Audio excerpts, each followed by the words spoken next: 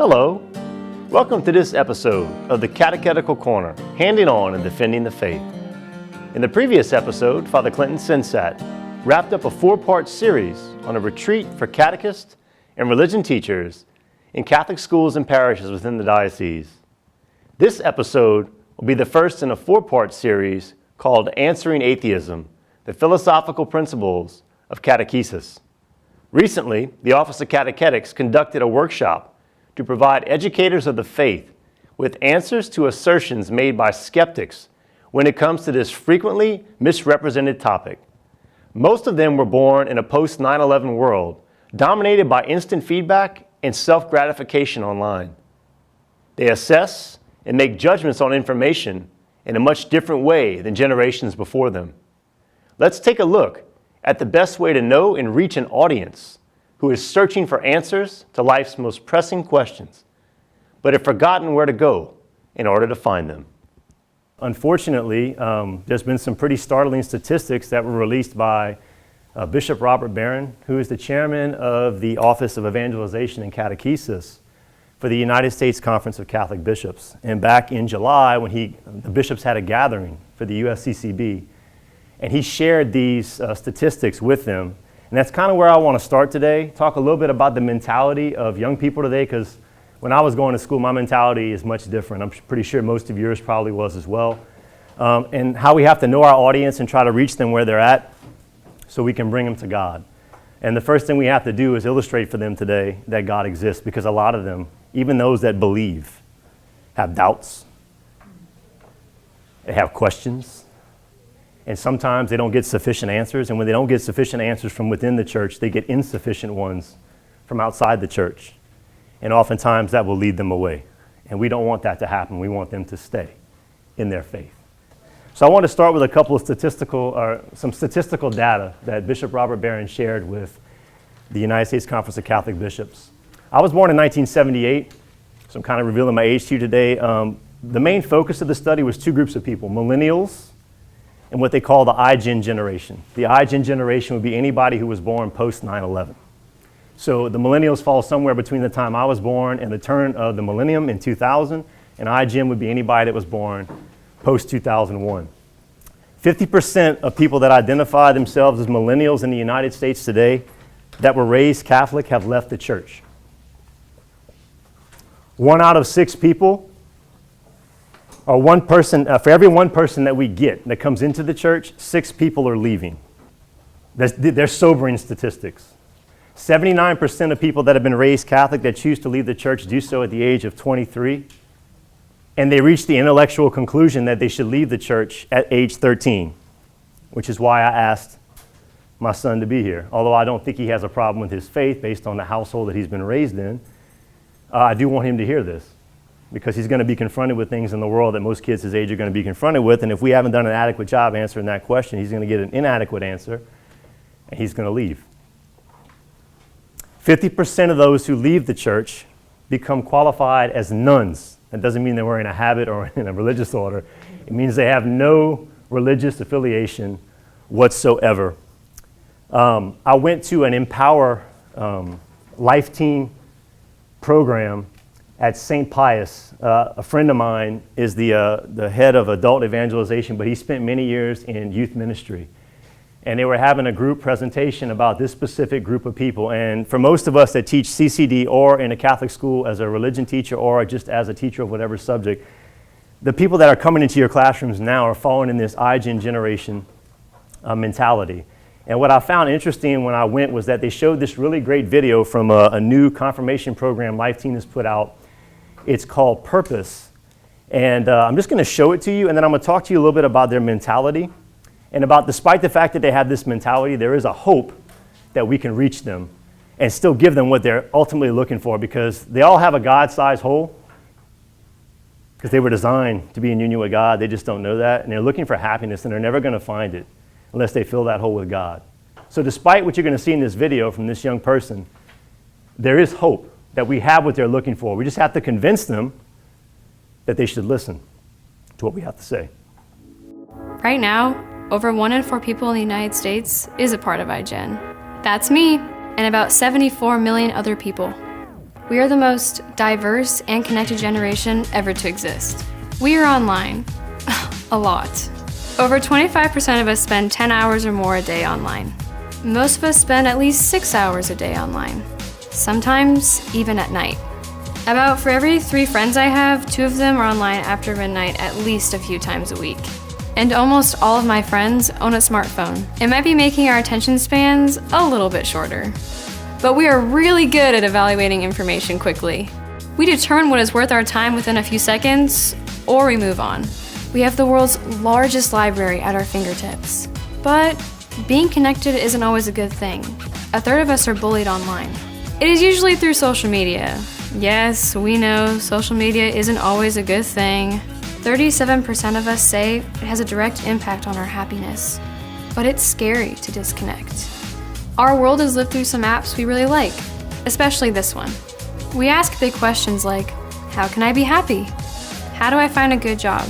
How can I get into a good college? How can I be financially successful? Alexa, can you hear me when I talk in my sleep? Our biggest goal is to be happy, and over half of us think that being happy comes with being financially successful. But not all of us are happy. Rates of suicide, depression, and mental illness have gone up for my generation. Safety is something we all want, but many of us are skeptical if real safety even exists. I mean, our world has never been safe. We are highly empathetic, tolerant, and want to make a difference. But we don't know how. Fewer of us are dating in high school, going out on the weekends, getting our driver's license, drinking or taking drugs. Oh, and fewer of us are going to church. Over 1/3 of us think that Christianity rejects science, and about the same amount thinks that we can't ask life's most pressing questions at church. And right now, about 13% of my generation says that they are atheists. Which makes sense, since over 1/4 of the US population says that they don't have a religious affiliation at all. Religion is less of a reality for my generation. But that doesn't mean that we aren't seeking or don't care. We want to be happy, but we might not know that happiness is actually a person. But you do. My generation's world is a post-Christian world, which makes my world a kind of mission territory. Are you ready to go there? If not, then we can't do our job. Can't evangelize people if we can't meet them where they are, but love them way too much to leave them there. The reason they're leaving is because they cannot reconcile faith and science. At 13, they're having questions about that. There are advocates in the world today when they're spending all that time online and they're being inundated with a philosophy, and it's not science, it's masquerading as science, called scientism. And it's being perpetuated by 4 people, Richard Dawkins, Samuel Harris, Christopher Hitchens, God rest his soul, and Daniel Dennett. They're called the Four Horsemen of the New Atheism. I had a direct impact with a student back when I was teaching at St. Thomas More in my civics class. And I was making the transition after my son Eli was born to become a theology teacher, or thinking about becoming a theology teacher and leaving the civics class. And that encounter with that student kind of changed my mentality about doing evangelization drastically. This student had read Richard Dawkins' book. It's a New York Times bestseller. It's called The God Delusion. His argument, and he's very rhetorically savvy, and he's very sarcastic and very attack-oriented toward Christians. His basic argument in the book is that biological evolution has disproven the existence of God completely. And that what we believe is the equivalent of a naive fairy tale myth about God, and that we're not very bright, and that people that finally catch on to this are the intellects of the world. And I don't know how many people in here are familiar with my son's story, my middle son's story, or have ever actually heard me give my witness. It is, I would argue, I'd put it up against any witness that anybody in a major Catholic speaking circle has given. It's one of the most powerful witnesses you're going to hear. When my son comes into the inn, and my wife and I received the diagnosis somewhere between 16 and 20 weeks of pregnancy that our child was diagnosed with a birth defect so severe that 80% of the people choose abortion. We chose to pray for a miracle and that he was supposed to be mentally disabled, crippled, and have all kind of health issues, and he's in 4th grade in regular ed right now, can hold a coherent conversation with you, and can do things with the aid of an orthotic device that he probably shouldn't be able to do based on his condition. It's kind of hard to deny that, and it's a very heartfelt witness. And my whole program in catechesis was built on the idea that modern man listens more willingly to witnesses than he does to teachers. And if he does listen to a teacher, it's because they were first a witness. So I am not in any way, shape, or form discrediting a powerful witness. This kid sat at St. Thomas More in a gym full of 1,100 people. I gave my testimony. One of the most powerful times I've ever given the talk because it's where it happened. My son walked in at the end with my wife. And he told his friends when he got back to the classroom that he didn't think that was God. He thought it was all chance. And there are people, and I don't want to burst your bubble, but there's a lot of kids walking around Catholic schools like that. They'll placate you on the surface, come to class, and they'll act like they're, but in their mind, they don't believe this stuff more than the man in the moon. And we can see that based on the decisions that they make and the way that they do things. Because if they really did believe it and they'd already bought into Jesus and not just an experience, they would be moving to change their life. And a lot of them haven't done that. And they've well reached the age of reason to be able to do it. So it really, really, really changed the way that I decided I needed to approach evangelization. In fact, I harp on my catechist all the time, and I'm trying to do it in a loving and encouraging way. You need to grow. You can't ever stop growing. I realized in that moment that you can't love what you don't know, and you can't really give to something you don't have. I didn't have an answer for this kid. He threw some questions at me from Richard Dawkins' book, and I had to stumble through and try to answer them. And in that moment, I realized that I had failed this kid. And just because I wasn't a religion teacher at a Catholic school didn't mean I didn't participate in the mission of that Catholic school, which is the Catholic message. In fact, I probably had a bigger impact at St. Thomas More as a civics teacher when I was doing things in my son's story than I ever had eventually when I became a theology teacher.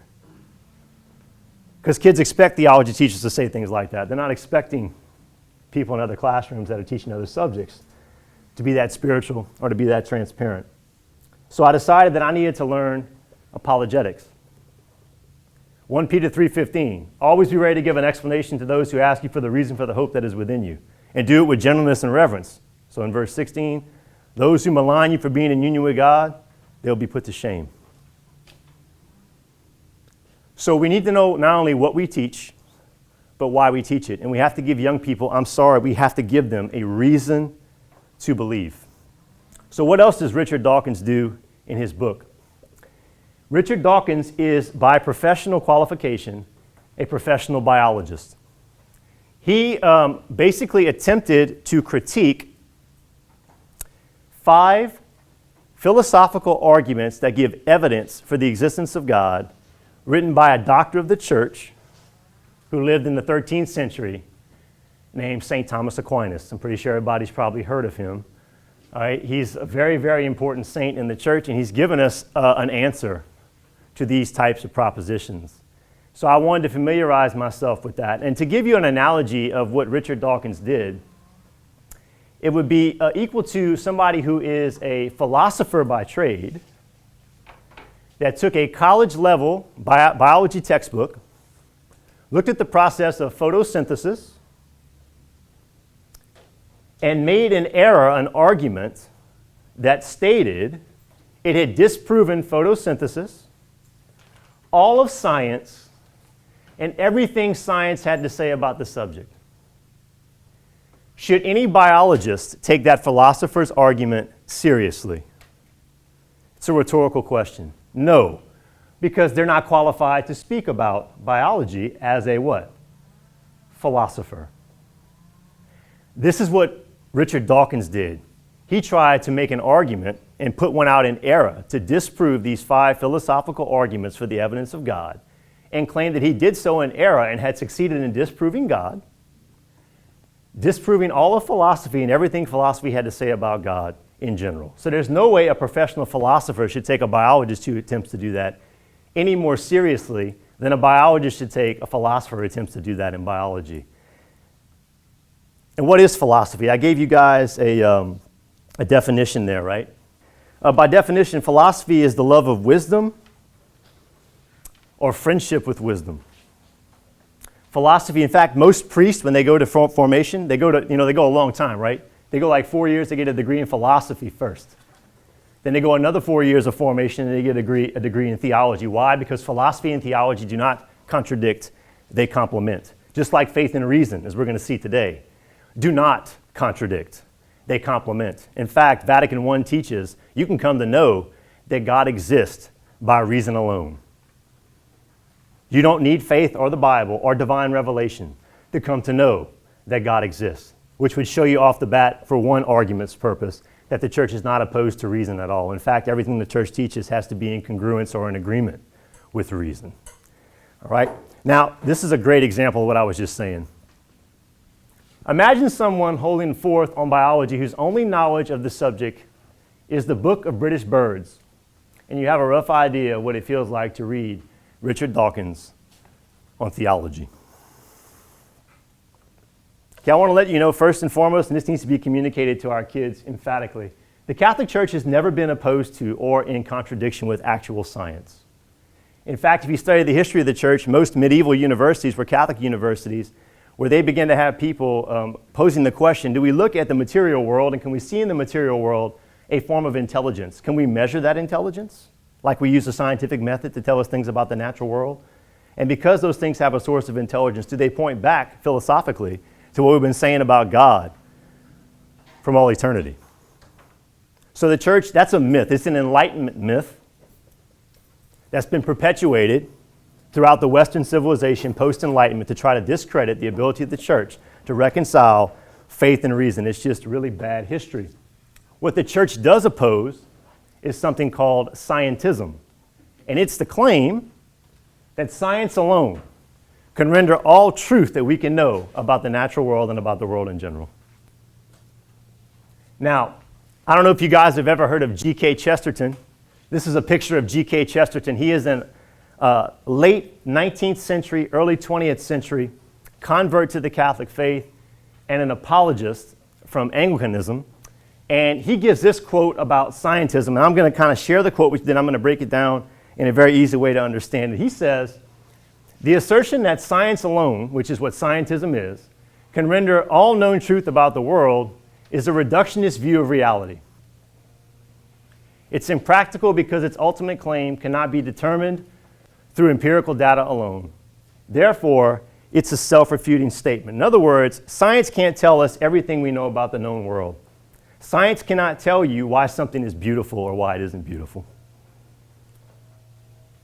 Science cannot tell you why you should or shouldn't do something. And most importantly, as we're going to find out today, science can't really tell you why there's something like this whole material universe rather than absolutely nothing. Because that could also be a very probable possibility, that the entire universe, you and I and everything in it, could just as easily not be here as be here.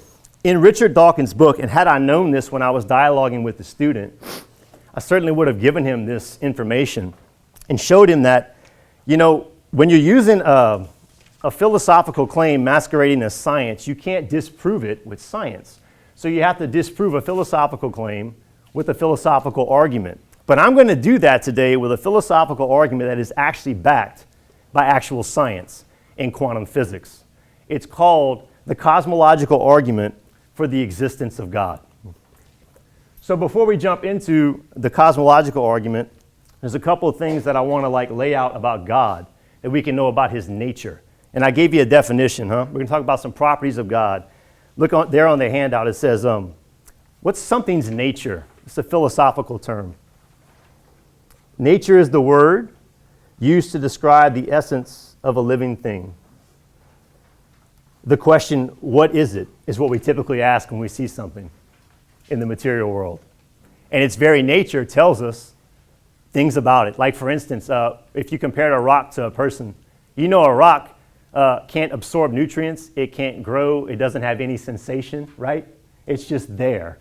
It's in a state of being that's a lot different than you and I, right? That can we absorb food, we grow physically, we grow mentally, and we process those things within ourselves. So that's when we talk about the nature of a thing. And I want to compare how we look at what we know about God's nature compared to what we know about our nature. how those things are alike, but also how they're different, okay? So, to state it this way, God reveals to us something about his nature in divine revelation, but you can come to understand this without divine revelation. What God is why God is. So we're talking about his essence, his substance. It's a philosophical term. In other words, God doesn't have the potential to be or not to be. He simply is. Exactly. Okay, how can we see that correlate with divine revelation? Well, in Exodus 3:14, I'm sure you're familiar with the story of Moses, right? When God called Moses up on Mount Sinai next to the burning bush and he sat down, he said, I want you to go back to Egypt and I want you to take my people out of captivity. And Moses poses a question to God in the burning bush and he says, well, who do I send to Pharaoh to tell him that I'm coming or that, that you want to set him free? He says, well, tell him I am sent you. I am who am is how it's translated in most English versions of the Bible. But the Bible wasn't written originally in English. It was written in Greek and possibly in Aramaic before it went into the Greek language and then translated to Latin and translated to English. So if we go back to the original translation, which is the only one, by the way, that's inspired and inerrant, the Greek there is ego eimi ohon. I am he who is to be. Literally, I don't have the potential to be or not be. I simply am. So that's the essence of God. Now, what's unique about God that makes him different from you and I is that the source of God's existence comes from within his very nature, not from something outside of his nature. And that's a very important thing to understand about the argument we're going to be proposing today. The fact that he is comes from within him, not from something outside of him. Everybody follow that? Okay, so let's compare that to the rest of creation. But let's specifically look at the creation that has a unique purpose, the one that's created in his image and his what?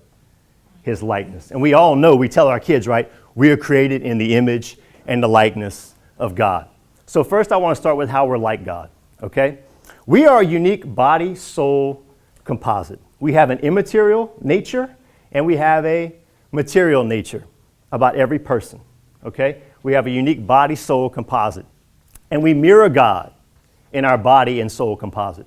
We mirror God through our soul because we have two faculties in our soul that make it rational, whereas an animal, right, or any other living thing that has a soul as its life source doesn't have. We have an intellect and we have a what? We have a will, okay? We can come from the intellect to know what's true, what's good, and what is beautiful. And we can choose through our will to embrace those things for the benefit of ourselves, but more importantly, for the benefit of other people, even to the detriment of ourselves. We also have a nature in our humanity and what we are. We are material beings. We're made of matter. And we occupy a space and a place in time and space. But by our very nature, we also image God.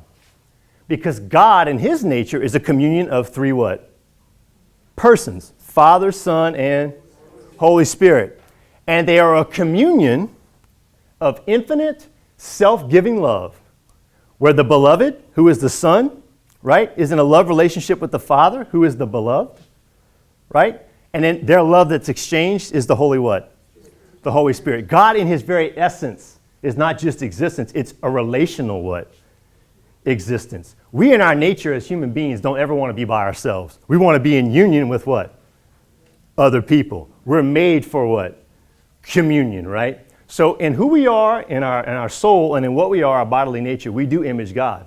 And we're a body-soul composite. That's why there's no argument between body and soul. And we, like as Catholics, in our theology, do not pose a distinction between body and soul. We don't pit the body against the soul. The body is not bad. Other religions, specifically those that have broken off from the Catholic Church, whether they realize it or not, they put a competition between the body and the soul, which is why it's not accurate to say that we are spiritual beings. That would be heretical because we're a body-soul composite. That's how we're like God. How are we different than what? Or who? Than God. We're different from God because we all have a cause for our effect of being here. We could just as easily not be here as what? As be here. Okay, so let's go back to the two definitions I've given you here. You see, necessary being, that's God's essence. A being which does not depend on any other thing other than itself for existence. And it's therefore an external being which has always existed. It's not possible for the necessary being to not exist. It exists necessarily. You and I, on the other hand, and everything else, as we're going to find out today, including the universe, could just as easily not be here as be here. One of the analogies I used when I was kind of sharing this with some people to prepare for the talk was, you guys understand causes and effects, right? It's easy. Everybody kind of understands that within time and space, and in reality, the material universe. I'm the effect of the cause of my mom and dad coming together in a one flesh union. You are the effect, right, of your biological mom and dad coming together in a one flesh union. That's the cause of you being here. Had they not got together, you could just as easily not be here as what? As be here. So that makes you and me different than God, because our existence depends on something outside of us, not something from within us. My human nature can tell you a lot about what I am. It will not explain to you why I am.